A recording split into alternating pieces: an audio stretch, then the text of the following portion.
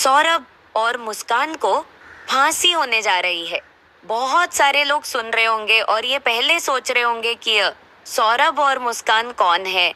तो पहले क्लियर कर दूं दोनों चीजें आप सभी को कि अभी कुछ दिन पहले मेरठ में एक पत्नी जिसका नाम मुस्कान था, उसने अपने प्रेमी साहिल के साथ मिलकर अपने पति सौरभ की हत्या कर दी और 15 टुकड़ कर दिए। उस केस में मुस्कान यानी पत्नी पर प्रेमी यानी साहिल को फांसी होने जा रही है, जिसका देश ही नहीं विदेशों से भी लोग इंतजार कर रहे थे। बेसब्री से वो दिन आ गया है, लेकिन ये फांसी की तारीख कब होगी और ये फांसी की डेट और समय क्या है, वो आप सबको क्लियर करने से पहले मैं आपको कुछ पक्ष समझा दे रहा हूँ, जिससे कि आपको सबका सब क्लियर हो जाए। हिंदुस्तान में आज़ादी से लेकर यानी कि 15 अगस्त 1947 से लेकर भारत में अब तक 1414 मतलब 1414 लोगों को फांसी की सजा सुनाई गई है। लेकिन इनमें से केवल फांसी 57 लोगों को हुई है, यानी 57 लोगों को हुई है।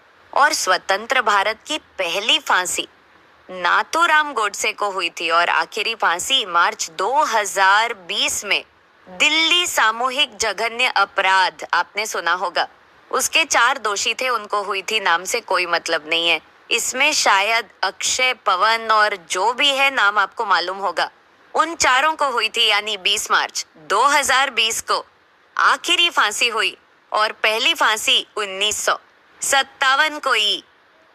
और अब 20 मार्च 2020 के बाद अब अगली फांसी होने जा रही है। किसको? मुस्कान और साहिल को। लेकिन आपको डेट क्लियर कर दूं ताकि आप दिल थाम कर बैठे, उससे पहले मुस्कान और साहिल के केस पर कुछ चर्चा कर दे रहा हूँ। आज से कुछ सालों पहले मुस्कान ने अपने प्रेमी जिसका नाम सौरभ था, उससे शादी की थी। यानी मुस्कान ने सौरभ से लव मैरिज की थी। लेकिन जो उनका पति था यानी सौरभ, वो मर्चेंट नेवी में था और वो कभी कभी यहाँ पर आता था। इसी बीच मुस्कान की आंखें 2 हो गई। किसी और के साथ उसका नाम था साहिल और साहिल के साथ मिलकर मुस्कान ने अपने प्रेम पति को मारने की योजना बनाई और इसी योजना को अंजाम दिया।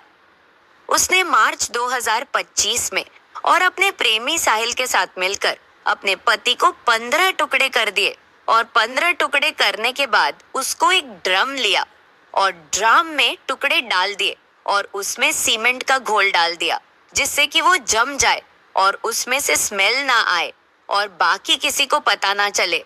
और ऐसा काम करके मुस्कान अपने प्रेमी साहिल के साथ भाग गई। कहाँ? शिमला और मनाली हनीमून मनाने के लिए या आनंदमय जीवन जीने के लिए। कुछ दिन बाद वे वहां से लौट के आई। तब इस मामले को आगे चीज क्लियर और जो उसकी बेटी थी सौरभ को मार दिया गया और जो मुस्कान की बेटी थी 6 साल की, शायद उस बेटी से पूछा गया, बेटी पापा कहती है? उसने कहा, पापा डैम में पड़े इस जघन्य घटना को सुनने के बाद भारत का बच्चे से बच्चा और बूढ़े से बूढ़ा व्यक्ति भी कांपने लग गया, कि रोंगटे खड़े होने लग गए, क्योंकि आज तक शायद उन्होंने ऐसे जघन्य अपराध के बारे में सोचा भी नहीं था। जो हुआ तो अब पूरा देश उम्मीद कर रहा था कि मुस्कान को फांसी कब होगी, साहिल को फांसी कब होगी। तो वो डेट आपको क्लियर करने जा रहा।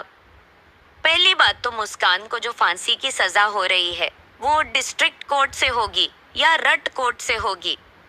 उसके बाद भारत में जब फांसी की सजा हो जाती है तो बिना हाई कोर्ट के फैसले पर जजमेंट आने के फांसी नहीं हो सकती। मतलब डिस्ट्रिक्ट कोर्ट ने अगर फांसी की सजा सुना दी तो हाई कोर्ट जब तक उसे अप्रूव नहीं करेगा तब तक फांसी नहीं होगी।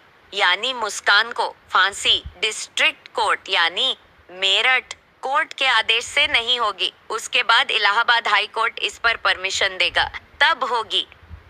और फिर भी मुस्कान और साहिल के पास विकल्प होगा कि वो सर्वोच्च अदालत यानी कि भारत के सुप्रीम कोर्ट में अपील कर सकते हैं। अब आप सोचिए, डिस्ट्रिक्ट कोर्ट में अभी भारत में तारीख पर तारीख तारीख पर तारीख तारीख पर तारीख चलेगी, देवल ने पहले बताया था।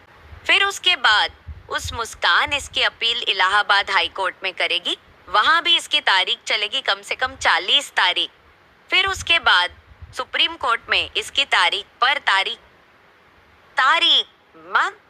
तारीख चलेगी, वहां भी ये मामला 5 साल खगा, यानी कि कम से कम अभी इस मामले में 10 से 12 साल तक कोई निर्णय आने के चांस नहीं है। यही कारण है भारत से अपराध खत्म नहीं होता और अपराधियों के हौसले बुलंद हो जाते हैं। यही कारण है कि भारत में माँ बहन बेटियों के साथ अत्याचार होता है और दरिंदों के हौसले बुलंद हो जाते हैं, क्योंकि सोचो 1947 से आज तक केवल 57 केस में फांसी हुई है, तो इसका मतलब क्या आज तक 57 दरिंदों ने ही लड़कियों के साथ अत्याचार किया है।